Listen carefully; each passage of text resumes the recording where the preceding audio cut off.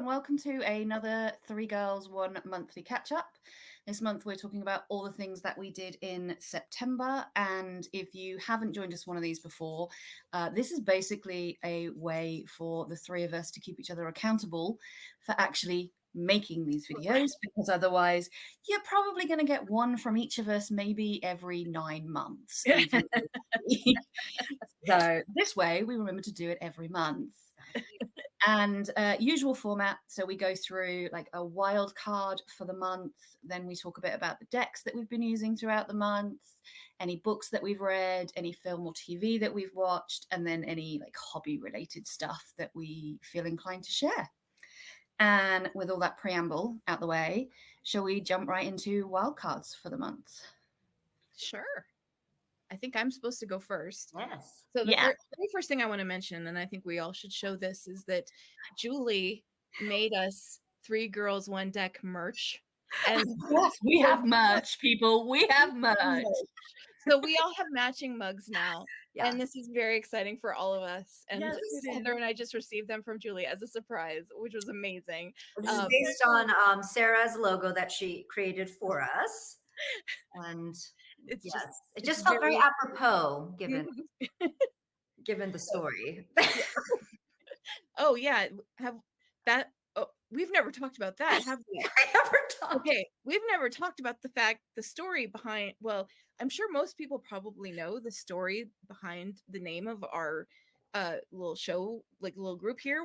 So yeah, we came up with that name, and Heather and I both thought it was hilarious because it's like the famous disgusting porno video on the internet called Two Girls, One Cup, and so we thought it was just really funny and cheeky, and we did not discover until recently that Julie, this entire time, has had no idea what that was in reference to. Yeah. Bearing in mind, we've been doing this. So then Heather and I were horrified because we were like, "Wow, we." Totally under false pretenses named our videos after something totally raunchy and foul, and Julie had no idea. And I think we've been doing this for like 2 years. Over 2 years. 2 years before Julie found out. That's how bad it is. Yeah. So in celebration, Julie made us cups. We have cups now. So we've come full circle. All good. Now we're on the same page. And now hopefully everybody else who was like Julian was ignorant to that also is on the same page. Yes. Do not Google and do not. Yes, absolutely. You do not want to see it. I did not. I was told not to, so I did not. I've never seen it. I have to say I've never seen it. I am aware of its existence, but I have never seen it, and I would not recommend it to anybody. Yeah, do not Google what we're talking about, and that is all I will say. So anyway, okay, so aside from all of that, my month of September was kind of a chaotic shit show. So I'm probably, in terms of like books and like TV and stuff, I'm not going to end up having a lot to talk about. Basically, there was one weekend where I had to go to a wedding. There was a weekend where I had to go to a funeral. There was a weekend where I had to go out of town to visit an ill family member who then passed away a couple of days later. So that kind of sucked.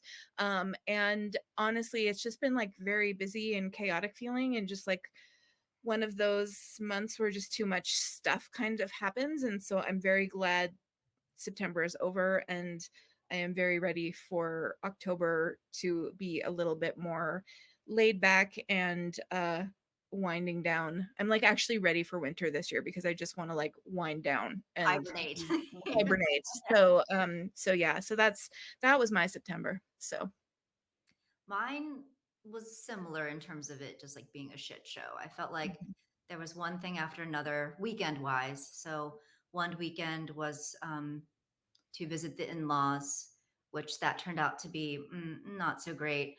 My sister-in-law actually was ill, so she was in the ER that weekend and turned out she had Lyme disease. So there was just kind of drama with all that. Yeah, so that was kind of a stressful weekend. And then the weekend after that was a camping trip with friends, but it was supposed to dump rain. There was like a torrential like storm that was scheduled to happen, which we knew. We're gonna have who's gonna And went have camping anyway. well, and that's the thing. So I'm coordinating this, right? And so I'm just like, okay, yeah, and it's supposed to rain. So thoughts about rescheduling. Now we couldn't get a refund at this point because it was too close to the time um of our trip we had scheduled on for like a private campground through Tenter, the service Mhm. Tenter. So anyway, we weren't going to be able to get a refund, but we could at least reschedule for a different weekend. But for some reason, my friends wanted to just kind of soldier through and see what would happen. And I'm like, no, we know what's going to happen. Saturday calls for rain, like 100,000% chance of rain with gale force winds of 40 plus, and we're and yet they wanted to try. And Matt And and I how did that go? how you would think. And you know, Matt and I felt like assholes being like, I mean, what are we just not troopers? Like, can't we, what, like, are we just not strong enough to hang here? Or are we just being, I don't know, pragmatic? But we did go. And so Friday night was beautiful. And then of course, 2 a.m. Saturday morning on was rain. There was a little bit of a respite, a few hours without rain where we could actually grill some lunch and kind of, look at the scenery. But then I basically told my friends, I was like, look, I'm busting out of here before the rain starts up again. I'm not spending now. We have this, until Sunday morning, so you are more than welcome to stay. Do your thing, but I'm I going home. Matt and I are going home. We're gonna pack up and go home because what do you think? I mean, I'm not sure what kind of romanticized notion of like camping in the rain they had, but it's like we won't be able to build a campfire at night. So what are you gonna do? I'll sit in the tent with our battery operated lanterns and what? Mhm. Like what do Mhm. we so and they followed suit. So they Yeah. also then decided, okay, Mhm. probably I feel like even the most seasoned outdoors people are like, given the option, I would prefer not to be yeah, camping in the rain. yeah. Like roof, tent, rain. I'm gonna go with roof. Like, I think that that's like the smart I way to be. yes. Yes. I mean, so hey, we did try. We did, we made it through a good chunk of the trip, into Saturday afternoon, and Sunday was checkout time. So I mean, so we did last a good amount of time there.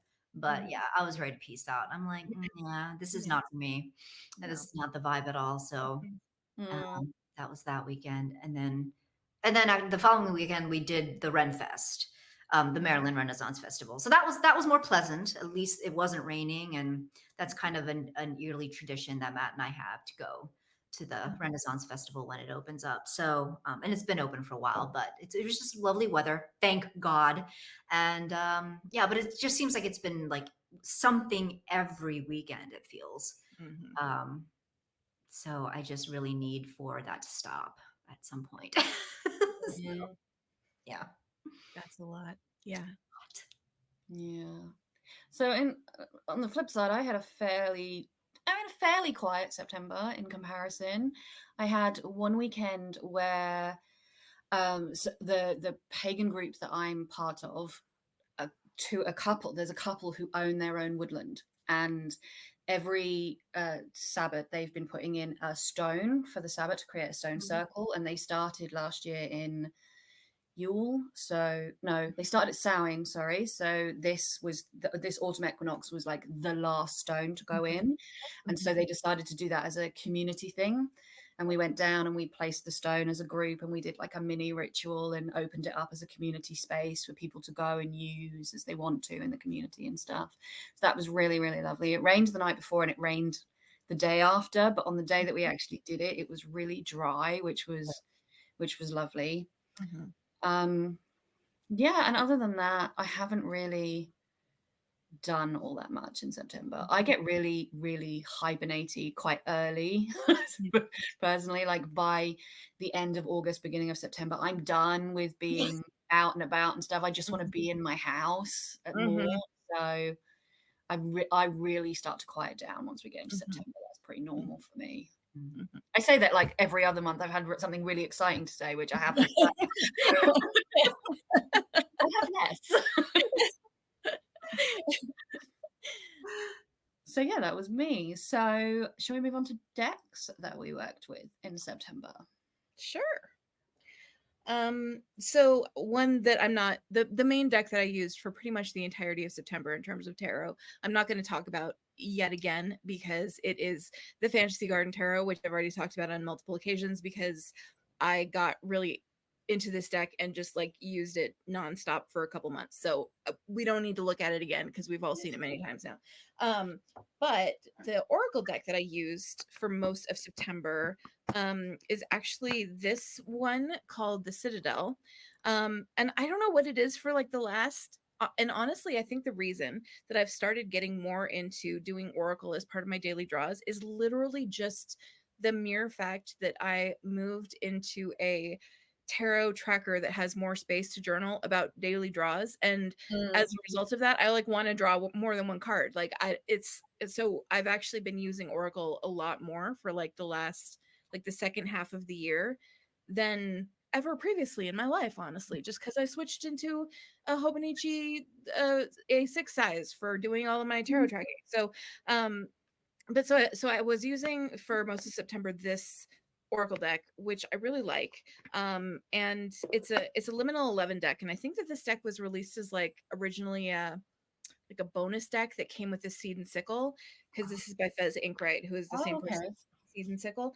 And then it was like a real, it was kind of a hit, and so they made like a full size like expanded version of the deck, and it's a really cool deck. I mean, it's got quite a few cards, and it's basically like an archetypes deck, and it takes place in just like a city basically. And the city is just like a kind of a fairy tale sort of city, I suppose. And the guidebook is a little bit like just a kind of narrative of your trip through the city and like all of these different people that you meet. And the way that the deck is laid out is really cool. It's I mean, it's really beautiful for starters. Like it's a cool shape, and it has pretty foil on it and everything. And then it has, at the bottom, the name of the archetype and then some keywords to go with the archetype. So it's a really nice readable deck. And the guidebook is really good, and just honestly, I really enjoyed working with this. And it's not so much that it went with the Fantasy Garden from a like aesthetic standpoint, because it's totally different Mhm. aesthetically, but just that whole feeling of like being in a particular city felt a lot like this deck, just because this deck also had that feeling of just like being in a particular place. And this deck really felt like you were in a garden, like a formal garden inside of a city, really. And so it just, I don't know, they kind of felt like they took place in the same place. Like that's the only explanation I can give as to why I wanted to put these together. Yeah. So I basically just felt like these would pair well again, because they kind of feel like they take place in a similar location, I guess. Mhm. And I really did like that. I really liked the pairing. I enjoyed it a lot. I worked with these together for most of September. And now I'm finally like off the Fantasy Garden. So like thank God by the next next one of these you'll see me talking about a different deck, because I am using something different in October. But I really like this Oracle deck with it. So it's a cool deck. I really liked it, and I had a good experience with it. So That's anyway, awesome. so yeah, it's And that's this. good to know because this one is on my like maybe list, Mhm, and mhm, I've not really heard many people talk about it, which is the kind of thing that's like, do I want it? Don't I want it? Like mhm, I'm only really wanting to purchase oracles that I feel strongly about, but I need to mhm, hear more about it. So it's good to hear mhm. some Yeah. stuff. Yeah, Mm. it's funny too, because I'm not normally a big Oracle user in general, and I feel like it's just been like the past couple months, like getting into the second half of this year, that I've started really making an effort to use Oracle on a daily basis and really think about pairing my decks like daily. And and it's been really fun actually. And this is just one where I saw it somewhere and just had a feeling of like, oh, this kind of feels like this gives me a similar feel to the Fantasy Garden for Mhm, whatever reason. mhm. And so I just picked it up because I figured I'll pair them and see how it goes. And I've actually really, really liked working with it. So yeah. So, well, speaking of the fantasy garden, okay. So I have been no, I Sarah did got so excited then. not, I was. but I was super tempted, obviously, because Sarah kept talking, about it, and I had already seen the deck and was already tempted to begin with. Mhm, I think I saw it on Thea's channel, but mhm, anyway, it's just a beautiful deck, honestly. And I was just like jonesing to get the deck, and I had to remind myself, I'm like, Julie, you know how you are with these place centric decks. Like it's not the vibe for you. Like as beautiful as these decks are, like I know that about myself.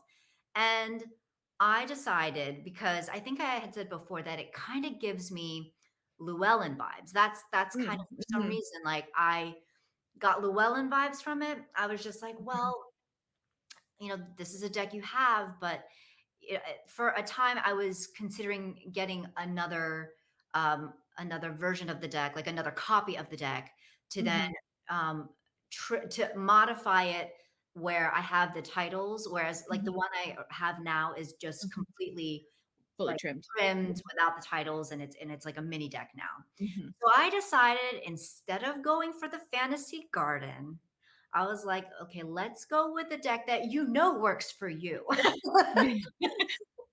And that you've been thinking about getting another copy of anyway. Mhm, And so yeah, that's what I decided to do. So I did purchase another copy of the Llewellyn, and it's funny because this copy is on a different cardstock than the one I have. mhm, mhm, So this is like I guess their typical, thinner Llewellyn cardstock, whereas my original it's just different.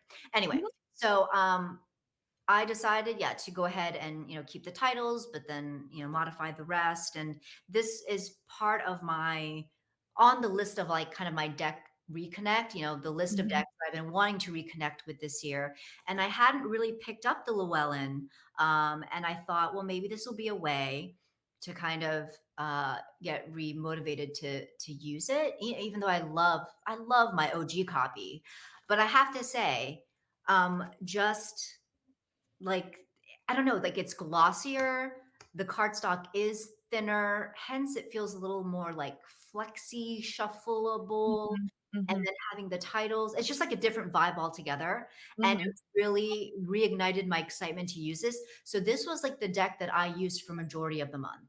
Oh, nice. It was just like so much fun to use. And I'm just Mhm, like, so it kind of sort of scratches the itch of Fantasy Garden, like mhm, esque.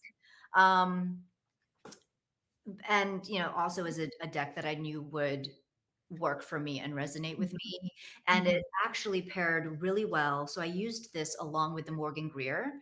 So Mm, I spent a good part of the month doing like a two card daily pool of like, first card, what's the vibe, second card, what's my attitude or actions, as a mhm. result, kind of thing. And so I paired this with the Morgan Greer, and that worked really, really well. And I got to say, Morgan Greer was the other one that I kind Mhm, of worked with most this month as well. We've already seen that deck over and over, mhm. but because that was another kind of deck reconnect contender on the list that I had. And so that was, yeah, I paired that with another deck. And it's just really been those two decks, these two have been the ones that worked really well for me in the month of September. So Awesome. yeah, That's cool. yeah. Awesome. Okay, so I don't the tarot deck I worked with, I don't have too much to say about really. I worked with the Lunar Soul Mm, this month, which is another Liminal 11 deck. And I like it. I really like it. I like the artwork. I like the cardstock. I like it reads really well for me. But it's just, I don't know if you can see these pictures at all because my lighting is shocking. Like if you're just staring at the light flashing off the cards, I apologize. I don't know what to do about that. Genuinely, I'm at loss at this point on how to fix it. But yeah, it was just it's just a really nice deck. It's fun to work with, and I don't really have strong feelings either way about it. But I also have found that I've got really into Oracle again mhm, from from September, and I'm using an oracle every single day. And the oracle that I've been working with is the thistledown oracle, which is much better because Mhm. it's matte, so you can Mhm. see the pictures. You can actually see the And pictures. Mhm. yeah, I am obsessed with this deck. It's just beautiful. It's beautiful. It reads. I love the cards that I pull with it. Like the day that I went out to the woods that I was talking about with our wild card day, in our wild card bit, the card that I drew that morning from this deck was community, which was just Mm. so on the nose. And it's just beautiful. And it's like I talked about it with the Okash and Thorn. The thing that I love about these decks is that it gives me a sense of home. Like this is a landscape that I recognize. This is what it Mhm. looks like where I live. And Mhm. so I just feel really I'm in love with this deck. Mhm. And because I had it out and I've enjoyed it so much and I've been using it every day, it's like reignited that want to use Oracle more and draw Oracle cards. So I've put it away and pulled out a different Oracle deck for October, but I'm still in my I just want to play with Oracle decks all the time. I don't know what happened, but it was just, yeah, I've been in the same boat where I'm all of a sudden I'm like, okay, I just have feeling reattraction to Oracle, and I have no idea why, other than the only explanation I can give is just my new journal, honestly. And So, Yeah. that's been that way for me this year as well, like mhm. incorporating Oracle more, and just I guess also just having the mindfulness of like, you can use more than one deck at a time. You can pair them together, Yeah, you know, yeah, and just play around. And yeah, journaling for sure helps that. Mhm. Mhm. So Yeah, So what's next? Oh, books. books. Shall we talk about the books that we read or didn't read? I mean, you can talk about yeah. either. So mine's gonna be short because the main thing that I did in September is I finally finished Harrow the Ninth. Did I already talk about this? You You'd talk no, last time you told us you'd restarted it I following a restarted it. comment, Okay. but you hadn't finished it yet. Okay. So in September I have finished Harrow the Ninth. It took me a long time to actually finish that book because it's really, really long and it's not an easy book, but I did in the end wind up enjoying it. Like it ended up being worth the ride, and I'm glad that I retried with that book. So it was good. It was a good book. Once they finally like reveal what's going on, you're like, oh, now I get it. Mhm. Mostly it's still occasionally confusing, but but that might be just because I was confused. But so I was reading that, and then for the next book I just picked up the next book in the series, which is Nona the Ninth, but I'm very little way into it, so I don't really have an opinion on it yet. But yeah, I really enjoyed finishing Harrow the Ninth, so that's basically all I read. I actually read more than I normally do in a month, given that I was super busy. So I finished a couple, I DNF'd one, but I figured the one that I can talk about that I think I got the most out of is the this book right here, Astrology for Real Life. I did manage Mhm, mhm. finish this one, and so I thought it was a good kind of beginner's guide, reference guide. um it felt like some things seeped in, and so I feel like it's some of the information does get more into the weeds than what I wanted, Mhm. especially going into some of the kind of chart reading, and then you get into, I don't know, some of these other things that I transits, and I Transits. don't even know. And I'm just like, okay, eyes glazing over kind of thing. But ultimately I did make it through, and I think that this is a book that will make for like kind of a nice reference of like if I need to refresh my memory, which I will need to do very often when it comes to astrology. This will be like a nice kind of pithy go-to for looking things up. So yeah, I think Teresa Reed did a really good job of making it feel accessible, and like the Mhm. exercises Mhm. were helpful in kind of um, getting you used to the language and getting you used to how to think about the associations and how to pair certain aspects astrologically. So I liked it. And I mean, this might be as far as I am wanting Mhm, to go with astrology, honestly. mhm, I do have the tarot and astrology book that I also want to read through. But honestly, I feel like after those two, I might be gold, you know? mhm, Because I don't necessarily know that I will want to incorporate astrology into tarot. mhm, Like, I feel like I'm pretty okay with keeping them separate, you know? mhm. Yeah. And just having just a fundamental understanding and have that be that. So, but we'll see. We'll see once I start reading the other book. But Mhm, yeah, not bad, not bad. I made it. Cool. So I didn't read very much either, actually, in September. I don't know what I did with my September. I didn't read much, didn't watch much. But anyway, I but there was a couple of books that I did read that I do want to talk about just because they were interesting one way or another. So I read one I have an actual copy of because I haven't taken it back to the library yet. I read Mexican Gothic by Sylvia Moreno Garcia, I think. And man, this book got weird towards the end. It gets really odd. It's a horror. I mean, it's a gothic horror, Horror. Yeah. obviously, but and the beginning was. Have either of you ever seen Crimson Peak, the yes, film, yes. the Del Toro film? It's very. It has real Crimson Peak Mhm. vibes, which Mhm. obviously it's going to because that's also a gothic horror, you know, Right. and the house is part of the story and all of that kind of Mhm, stuff. And this girl goes off to this. Her cousin's been married off and has been sending these weird letters, and she goes off to see her cousin at this house where this weird family live, and then it just nothing happened for about 60% of the book, and then the last 40% just got really fucking odd. Wow. Really quickly, and I am still not entirely sure whether I liked it or not. mm, And then the other book that I read was Yellowface by Rebecca Kwong, mm, which was that was one where I again it was quite slow for have either of you read it? mm, Now it's quite slow for quite a while, and then it all just seems to go crazy towards the end. mhm, And but I found, I mean, I that it's had mixed reviews from mhm, people, and some people say it's really heavy-handed, Mm. and it kind of is. So I don't know if you know the story, but there's a couple of friends, they're authors. One is I think she's Chinese American, like first generation Chinese American, and she has been really successful. And the other one is Caucasian American and hasn't been very successful.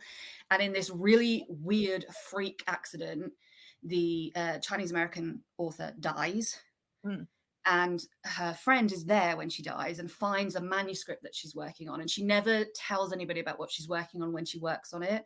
And it's mhm, a story about Chinese workers who were sent over to support during the First World War, who were then mhm, treated really poorly. And it's a fiction, and mhm, the Juniper is her middle name, I think, and she basically steals the manuscript, Mm. works on it, and then publishes it as if it's her own work.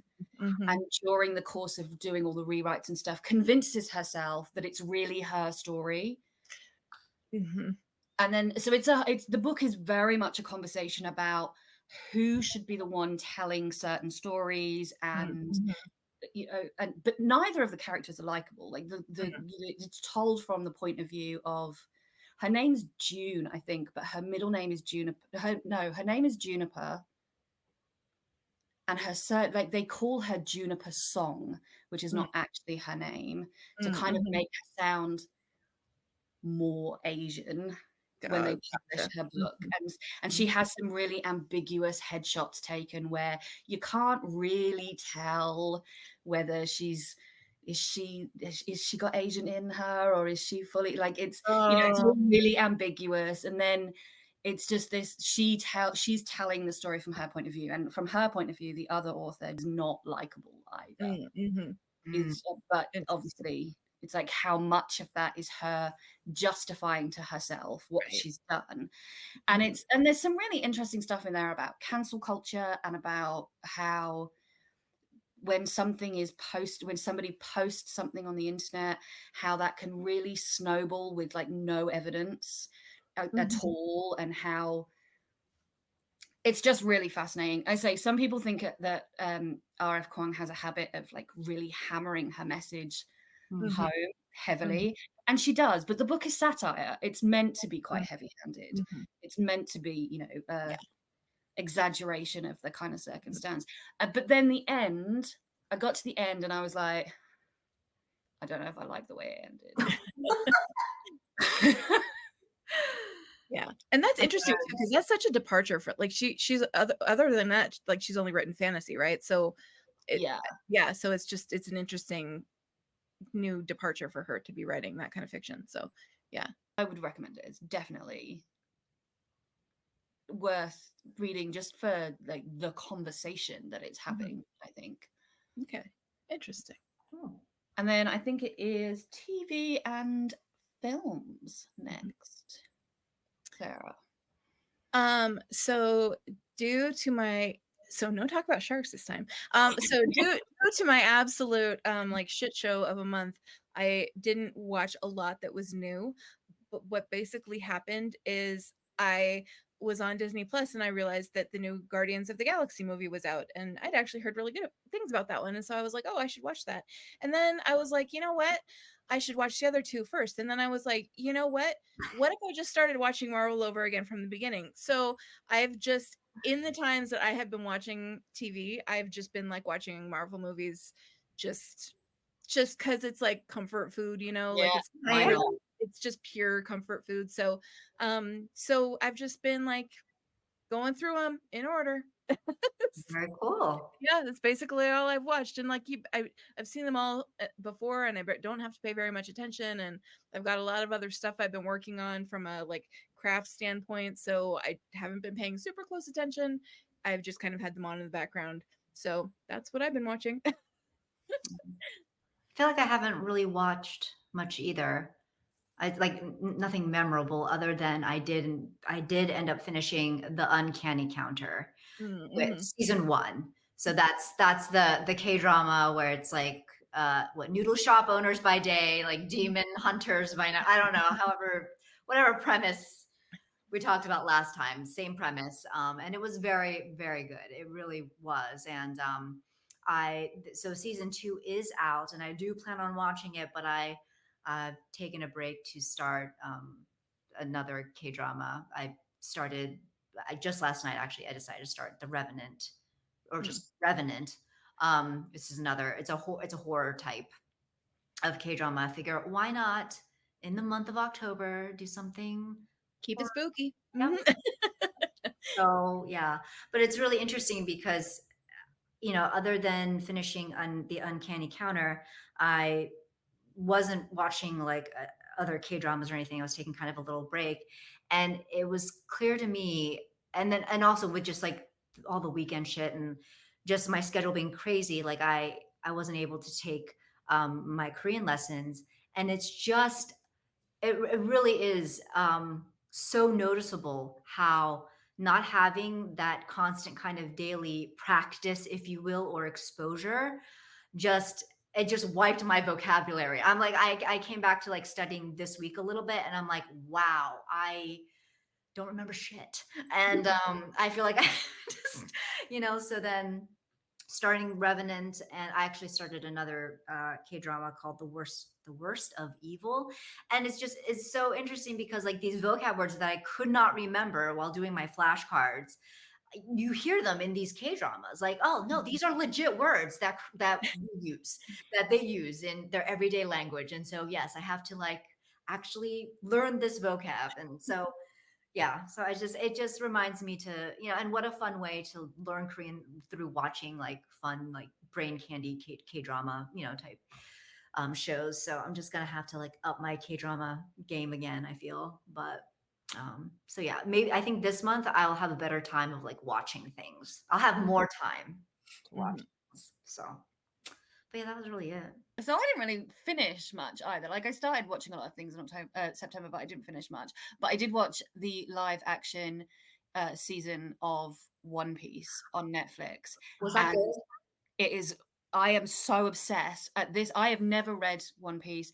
Mhm. I didn't really know anything about it. It is now my brand new obsession, and I Right. am so excited by it and so in love with every single character that I think in October I'm going to watch the entire series again Wow. just because That it is was on my to watch. that Me good. too. Like Mhm. That's on my honestly, to watch. Yeah. it out of everything I've watched this year, that is probably my favorite thing. And it was Really? yeah, it was one of those ones as well where I watched the first episode and I was like, okay, I really enjoyed that, but I don't want to binge watch, so I'm going to turn it off.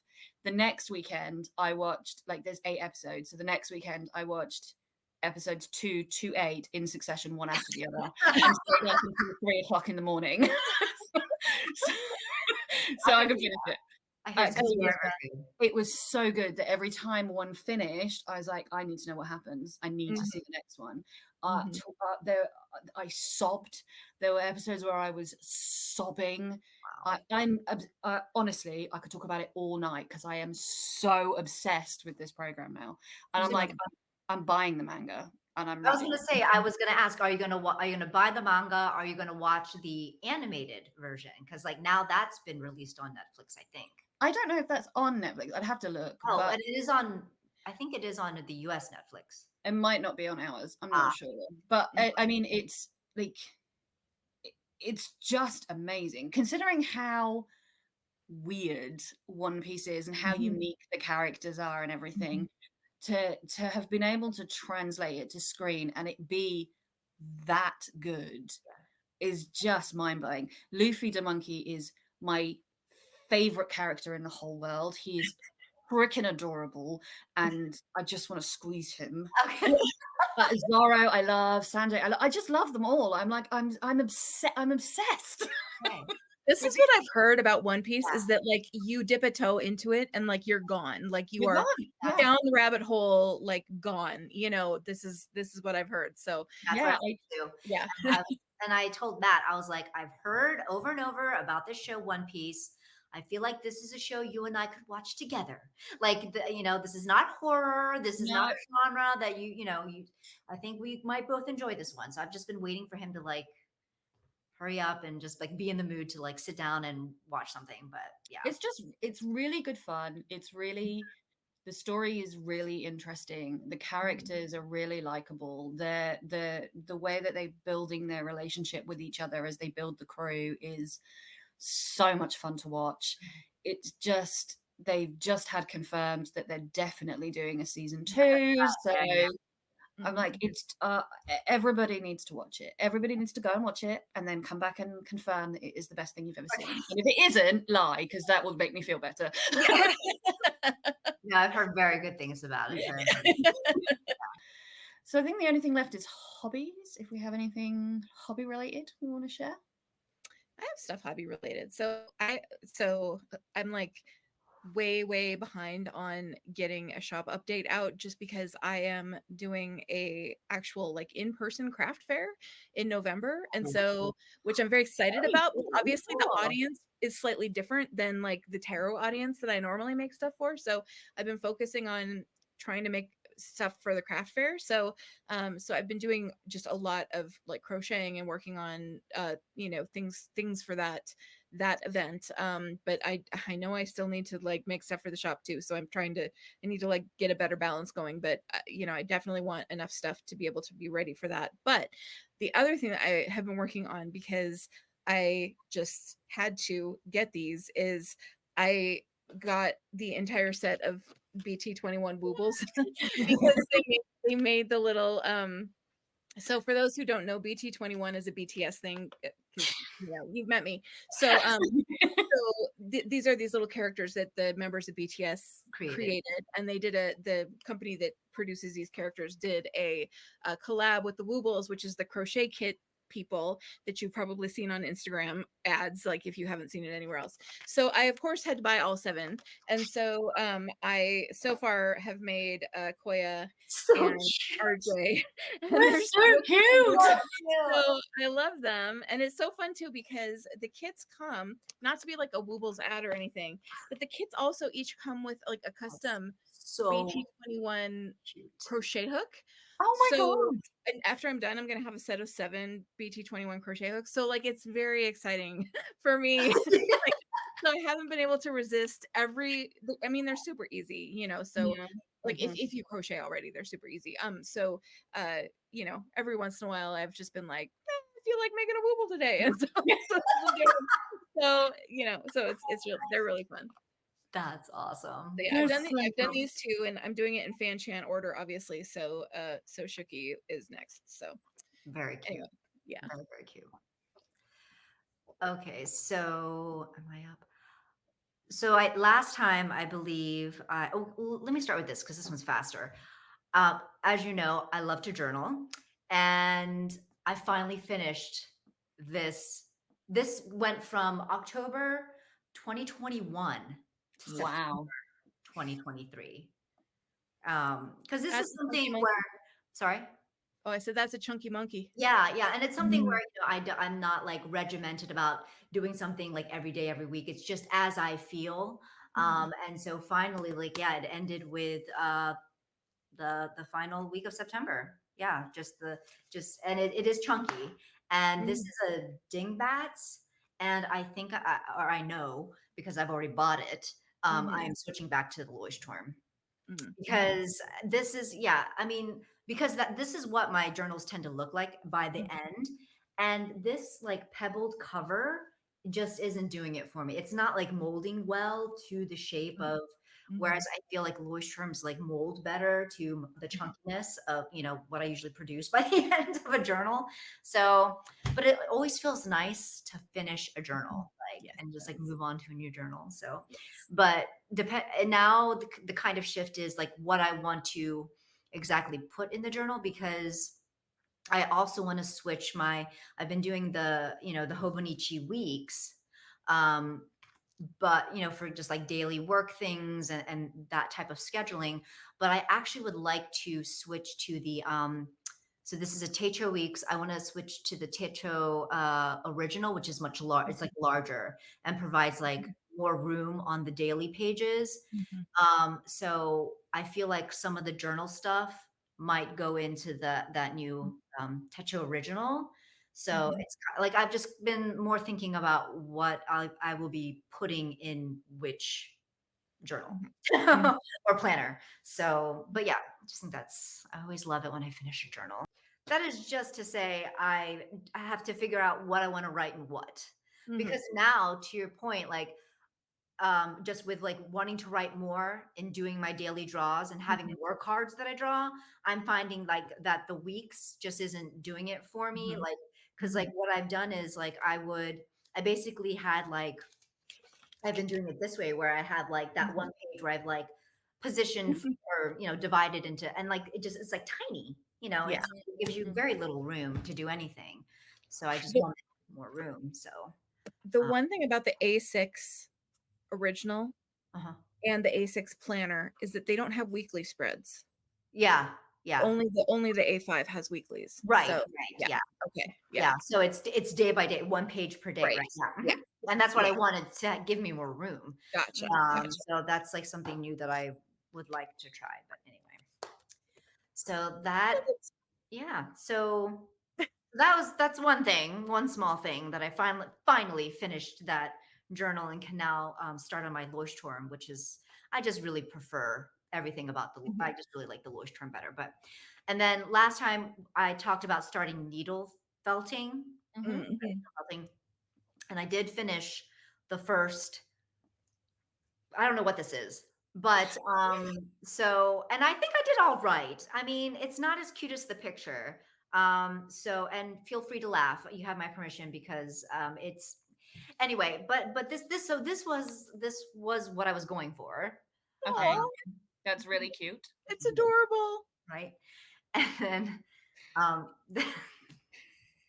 it's fine. No, it's not I'm that. laughing because you're laughing, not because I know what it looks like. Oh, Oh, it's that's so so cute.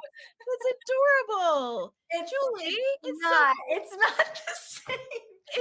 well, it's not it's exactly pretty the same, damn but it's close. adorable. It's stinking so cute. I mean, it's okay. It's yeah. I mean, I'm proud of myself for like it being my first attempt. Like, it's not bad, but It's like, good. but it's like you don't know what it is. Like I wouldn't even know what to call this. It's like not a cat, not a I don't even know. I think Matt, when he saw it, he's like, is that a he said, is that like a strawberry mouse man? Like what is that? I'm like, no.